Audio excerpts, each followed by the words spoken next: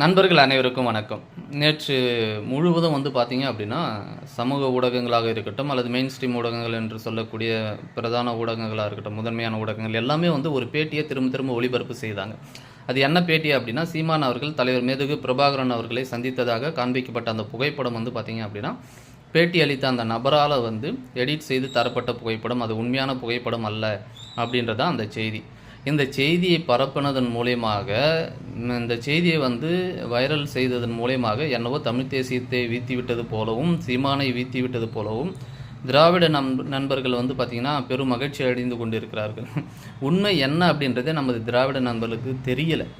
சீமான் என்பது தமிழ் தேசிய அரசியலுக்கான ஒரு உந்துதல், துருப்புச்சீட்டு, அவ்வளோதான். ஆனால் தமிழ் தேசிய அரசியல் இந்த மண்ணில் இப்பொழுது நடந்து கொண்டிருக்கின்ற, வளர்ந்து கொண்டிருக்கின்ற இந்த தமிழ் தேசிய அரசியல் என்பது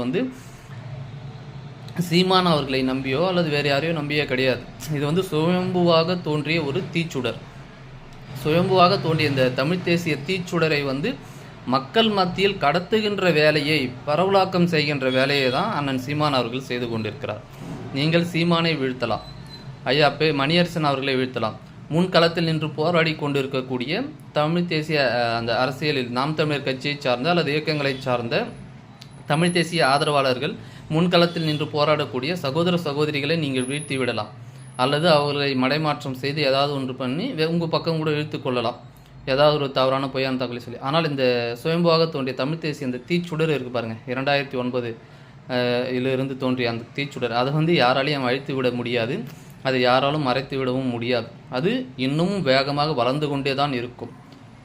துரோகம், திராவிடத்தையும் ஆரியும் பகையும் வீழ்த்திவிட்ட பின்புதான் இது அடங்குமே தவிர அதுவரை ஓயாது இது தீச்சுடர் வளர்ந்து கொண்டே தான் இருக்கும். அதே போல் அண்ணன் சீமான் அவர்கள் மேதகு பிரபாகரன் அவர்களை சந்தித்தது உண்மை என்பதை இன்று சீமானை தீவிரமாக எதிர்க்கக்கூடிய திராவிட ஆதரவாளர்கள் எல்லாருமே ஒப்புக்கொண்ட ஒரு விடயம்தான். ஸோ அதில் எந்த ஒரு மாற்று கருத்தும் கிடையாது, சரிங்களா?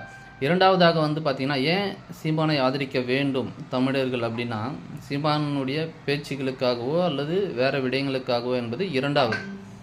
சமரசமின்றி தொடர்ந்து இந்த துரோக திமுகவை, திராவிடர்களை, சரியா, எதிரி காங்கிரஸ், இந்த இயக்கங்களை, இவர்களோடு கூட்டில் இருக்கக்கூடிய நபர்களை தொடர்ந்து தமிழ் தேசிய அரசியல் பாதையில் இருந்து கொண்டு எதிர்த்து கொண்டு இருக்கிறார். இல்லை, சமரசம் செய்யாமல், அவர்களோட கூட்டு வைக்காமல்.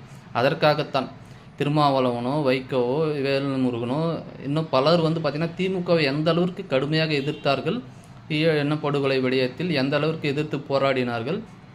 இன்று அவர்கள் போய் சேர்ந்திருக்கிற இடம் அதே திமுக துரோகியிடம்தான். அந்த வகையில் திமுகவோடு சேராத சீமானை